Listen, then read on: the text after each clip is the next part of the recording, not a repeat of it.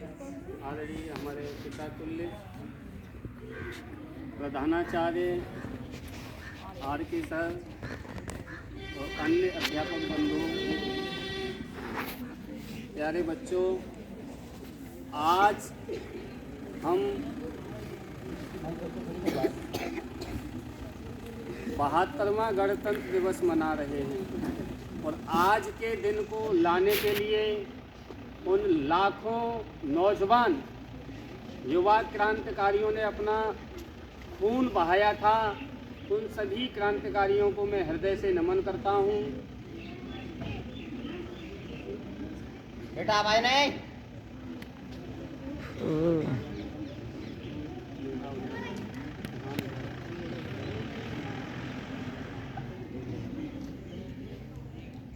प्यारे बच्चों, आप सबको पता होगा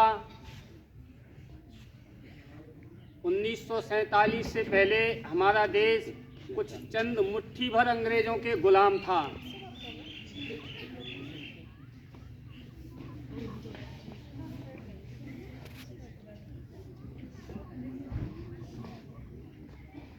सात समुद्र पार से कुछ चंद मुट्ठी भर अंग्रेज आए और यहाँ पर लाखों करोड़ों भारतवासियों को गुलाम बना लिया था।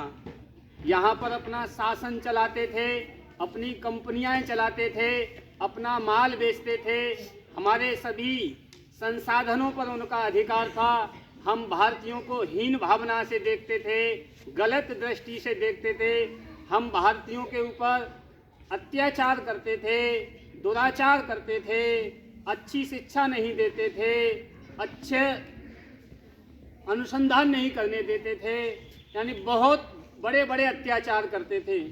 आप जैसे 15-15 साल के, 16-16, 17-17, 18-18, 20-20 साल के नौजवानों को जब ये बुरा लगा कि इस देश पर तो अधिकार हमारा होना चाहिए, ये देश हमारा है, इस देश के नेता हम बनने चाहिए, इस देश में प्रधानमंत्री हमारा देश का होना चाहिए, गवर्नर हमारे देश का होना चाहिए, और ये तो 7 समुद्र पल्ली पार से आए हुए डाकू, बदमाश, लुटेरे हैं।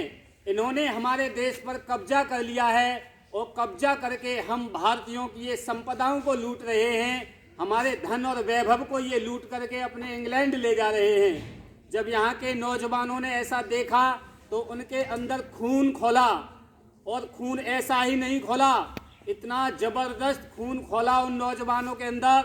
उन्होंने कस्में खाई कि हम अपनी गर्दनें कटा देंगे, लेकिन इन अंग्रेजों को यहाँ से काटेंगे, मारेंगे, भगाएंगे, इनको हिंदुस्तान में टिकने नहीं देंगे। ऐसे ही नौजवान थे, आपने नाम सुना होगा भगत सिंह, जिन्होंने 23 साल की उम्र में हंसते हुए फांसी के फंदे को चूमा था।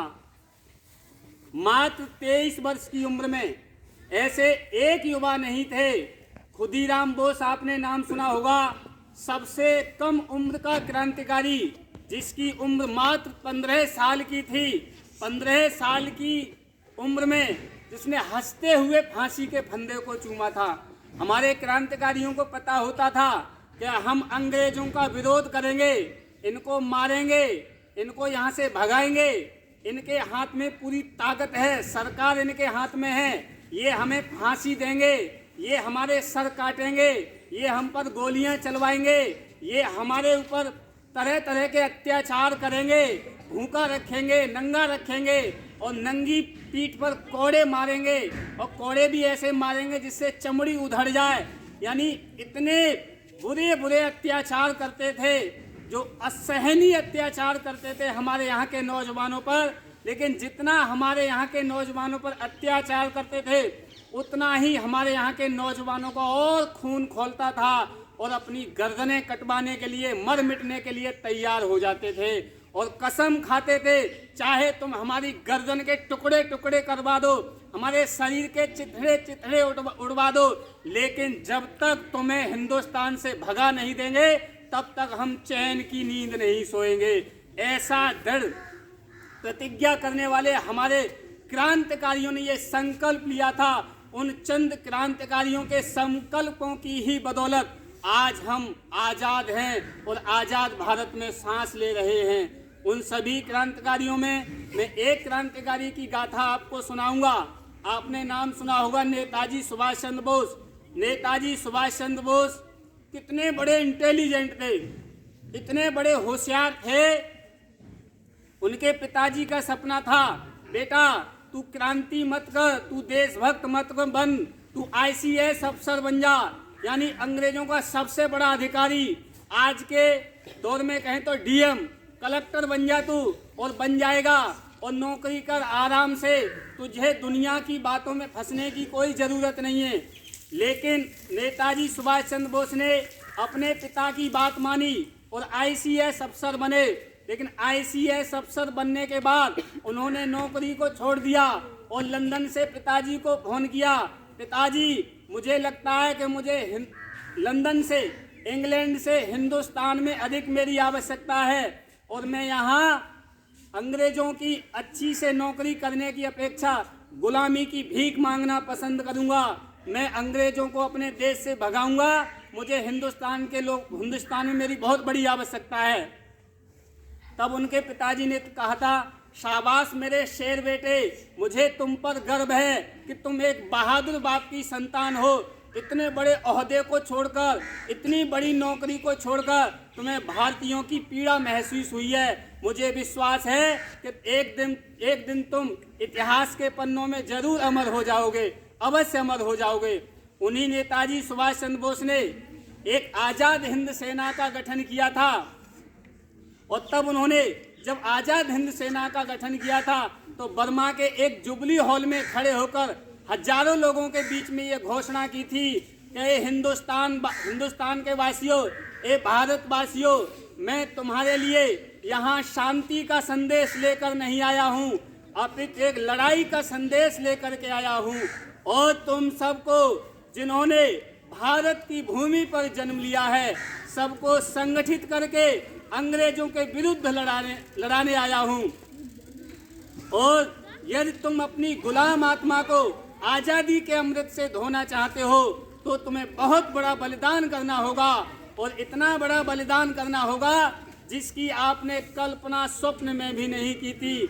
साथियों, नेताजी ये भाषण दे रहे थे, उनके भाषण में आज़ादी की झलक दिखाई दे रही थी।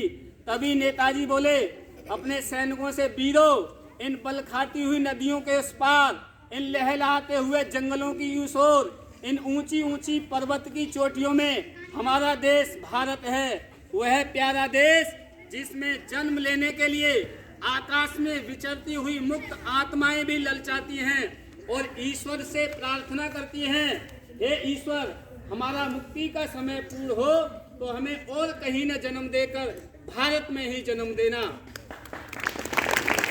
यह वही भारत देश है जिसमें राम और कृष्ण ने जन्म लिया था। इसी भूमि पर वो घुटनों के बल चले थे। इसी पुण्य भूमि में हमने जन्म लिया है और इसी भारत की धूली में पलकर हम जवान हुए हैं। इसी भूमि का हमने अन्न खाया है, जल पिया है, और इसी की हवा में हम सांस लेते हैं और मलमूत्र से इस भूमि को हम गंदा करते हैं। उस पुण्य भूमि का प्यार हमारी नस नस में भरा हुआ है। लेकिन आज हम अपनी मातृभूमि से दूर हैं और हमारी हालात ऐसी है जैसे किसी पक्षी का घोंसला खो गया हो और वह आसमान में भटक रहा हो। किंतु याद रखना, अब हमारे भटकने का समय समाप्त होने वाला है। हम शीघ्र ही अपने घोंसले में पहुंचने वाला हैं। हमारी भारत माता हमें पुकार रही है। भारत की ओर आने वाली हवाओं में मुझे भारत माता की आवाज़ सुनाई देती है। हमारे देश की राजधानी दिल्ली ने हमारे लिए द्वार खोल दिए हैं। देश के कोने कोने से, सिंध, गंगा और ब्रह्मपुत्र के किनारों से 40 करोड़ लोगों की आवाज़ हमें पुकार रही है। जब नेताजी ने ये भाषण दिया था उस समय भारत में 40 करोड़ की आबादी थी। तब उन्होंने कहा था 40 करोड़ लोगों की आवाज़ हमें पुकार रही है। 40 करोड़ लोगों के दिल हमारे स्वागत के लिए धधक रहे हैं। 80 करोड़ हाथ हम पर फूल बरसाने को उठे हुए हैं। खून ने खून को पुकारा है और माँ ने अपनी संतान को पुकारा है। अब हमारी तलवार वापिस म्यान में नहीं जा सकती जब तक वह अंग्रेजों का खून पीकर तृप्त नहीं हो जाती। हमें हर हाल में आज़ादी लानी है। जमीन से ही नहीं, धरती ही नहीं, आकाश से भी छीनकर हमें अपनी आज़ादी लानी है, या फिर दिल्ली के लाल किले पर अपना झंडा लहराना है और मोर्चा फतेह करना है, दुश्मन के इरादों को धूल में मिलाना है, या लड़ते लड़ते अपनी जान दे देनी है। हम दिल्ली में विजयी होकर घुसेंगे या फिर हमारी लाश मिट्टी को चूमती हुई होगी। प्रातःकाल जब हवा चलेगी तो हवा के खूनी झोंके हमारी वीरता की गवाही देंगे कि हम अपनी आज़ादी के लिए अपना खून देने से भी नहीं चूके।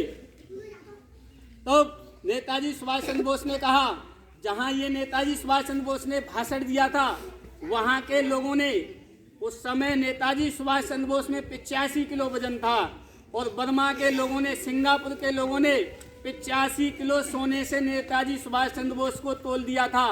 तब उन्होंने कहा था कि आपने अपना सब कुछ दिया है, सोने चांदी के आभूषण दिए हैं, फड़कती हुई भुजाएं और धड़कते हुए दिल दिए हैं, किंतु याद रखना आज़ादी की देवी की प्यास इन चीज़ों से नहीं बुझती। उन्होंने कहा, आप बाजार जाएंगे, आप सुई से लेके हेलीकॉप्टर तक खरीदेंगे, हर चीज पैसे से मिल जाएगी, लेकिन आज़ादी की कीमत केवल पैसे से नहीं मिलेगी। आज़ादी की कीमत तो, आज़ादी को तो आज उन पुजारियों की आवश्यकता है जो अपने हाथों से अपने सिरों को काटकर भारत माता पर चढ़ा सकते हो। आज़ादी की लड़ाई की जीत हार अपनी खून की बूंदों से लिखी जाती है। तब नेताजी ने अपने सैनिकों से कहा, दोनों हाथों की मुट्ठी बंद करके, और सैनिकों से कहा, मैं तुमसे वायदा करता हूँ, तुम मुझे खून दो, मैं तुम्हें आज़ादी दूंगा।